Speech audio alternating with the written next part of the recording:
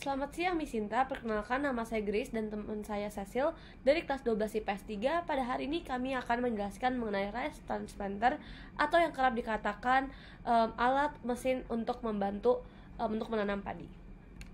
Jadi, rice transplanter adalah alat penanam bibit padi dengan kesamaan dalam jumlah, kedalaman, jarak, dan kondisi penanaman.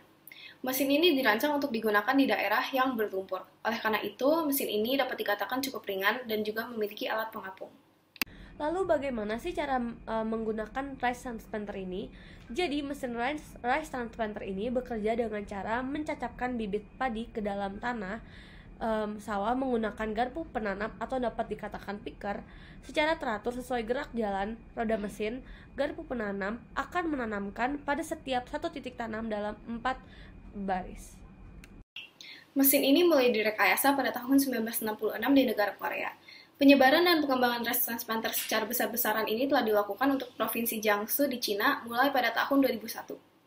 Kerjasama dengan Korea dan Cina ini ditujukan untuk menghasilkan prototipe rice transplanter yang bersifat adaptable.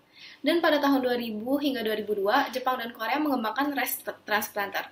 Di Indonesia sendiri, mesin ini telah digunakan sejak lama, yaitu sejak 1986. Selanjutnya, mengapa rice transplanter ini dapat dikatakan penting? Karena rice transplanter ini dapat menjadi alternatif teknologi yang dapat digunakan untuk mengatasi tertundanya waktu tanam serempak karena hanya mengandalkan tenaga kerja manusia dalam proses penanamannya. Dan karena hal tersebut, ini dapat mempercepat atau menjadi cara instan atau alternatif untuk mempercepat dalam penanaman padi. Lalu ada beberapa undang-undang yang mengatur tentang alat dan mesin budidaya tanaman. Yang pertama ada Peraturan Pemerintah Nomor 81 Tahun 2001, yang kedua ada Peraturan Menteri Pertanian Nomor 65 Tahun 2006, dan yang ketiga ada Peraturan Menteri Pertanian Nomor 5 Tahun 2007. Selanjutnya tentu saja ada dampak negatif dari penggunaan mesin rice transplanter ini. Yang pertama, tenaga kerja petani dapat digantikan oleh mesin. Hal ini dapat menyebabkan beberapa hal negatif, seperti misalnya menaikkan angka pengangguran di Indonesia. Karena beberapa petani yang harus kehilangan pekerjaannya karena pekerjaan mereka digantikan oleh mesin.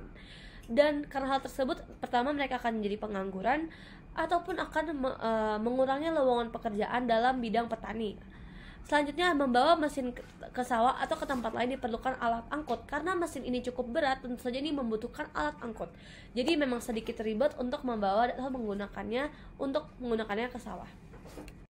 Lalu ada beberapa dampak positif yang dapat didapatkan dari mesin ini. Yang pertama adalah lebih efektif.